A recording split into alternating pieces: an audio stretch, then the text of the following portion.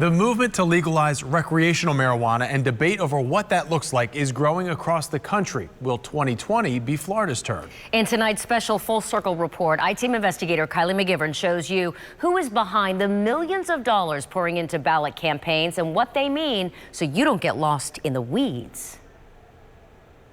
I was born and raised in Tampa. Christopher Cano's resume? Went to Hillsborough High School, graduated salutatorian. Peppered with accomplishments. I went to the U.S. Air Force Academy right out of high school. Earning a master's degree from the University of South Florida. Running for state representative. Doing all the necessary things to build a future for myself. But then an arrest put that future in jeopardy. I was in handcuffs, behind a jail cell. Tampa police arrested Cano in 2014 for felony marijuana possession. Cano says police pulled him over as he was driving home with marijuana, something he says helped his dying father, diagnosed with dementia. It impacted my life financially right off the back, $1,000 just to get my car out of the impound, then another $5,000 for the attorney, and then several $1,000s for the probation and rehabilitation fees. So all in all, you're looking at several $1,000s. That's why Cano says he's backing a new push to legalize recreational marijuana in Florida to prevent arrests solely for pot possession. Police. Like the people seen in this body cam footage. Get out of the car. I'm coming. The stuff we found in the car.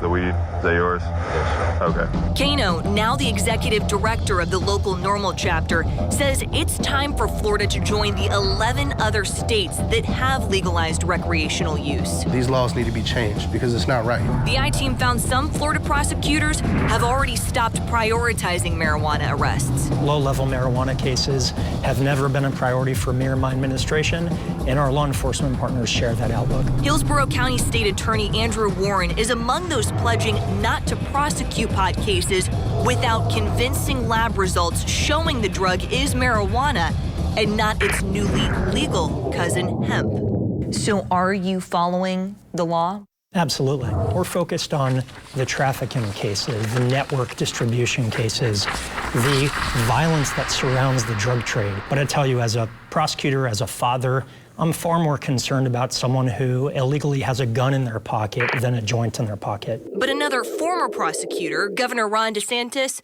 has come out against recreational marijuana in Florida. And he's not alone.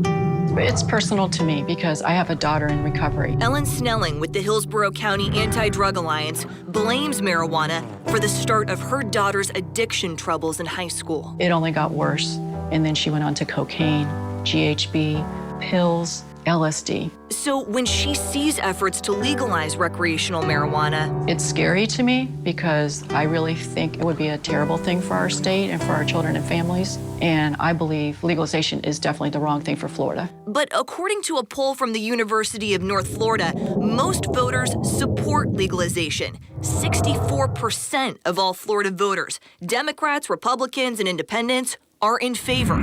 Whether you think the push for legalization is overdue, overplayed, or over the line, battle lines are being drawn over how to legalize recreational use before it even lands on the ballot, with millions of dollars pumped into competing campaigns pushing to shape the debate.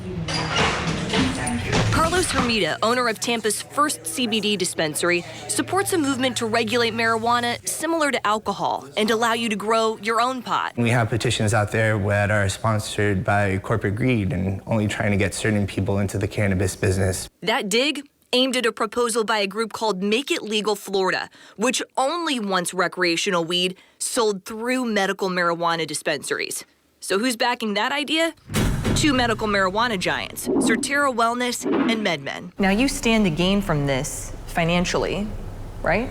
Well, I think every medical marijuana treatment center sees the opportunity here. Nick Hansen is a lobbyist for MedMen and chairman of Make It Legal Florida. What do you say to critics who say that companies like MedMen, they just want to have control over this? Well, we won't have control. At the end of the day, there are 22 license holders today in the state of Florida. Businesses licensed to sell medical marijuana to Florida's nearly 300,000 patients and counting. We have over 1,000 people out there collecting signatures, 40 different offices across the state. We send direct mail to people with petitions to send back to us.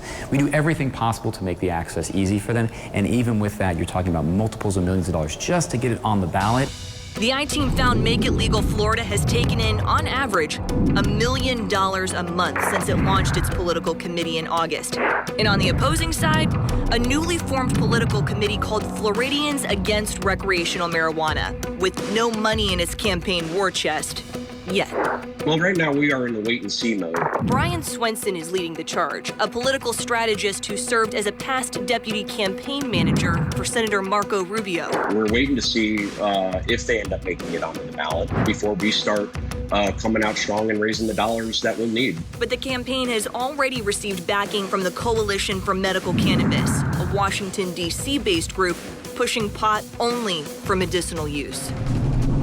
USF public health professor Jay Wolfson says marijuana is a cash cow for the states where it is legal. In those states, for one thing, states have accumulated lots of money from the taxes that they've acquired from the sale of legalized marijuana. But Wolfson also cautions there could be unintended consequences to becoming one of the next states to legalize. If you smoke how much marijuana or ingest how much marijuana, how much of an effect will it have on you functionally?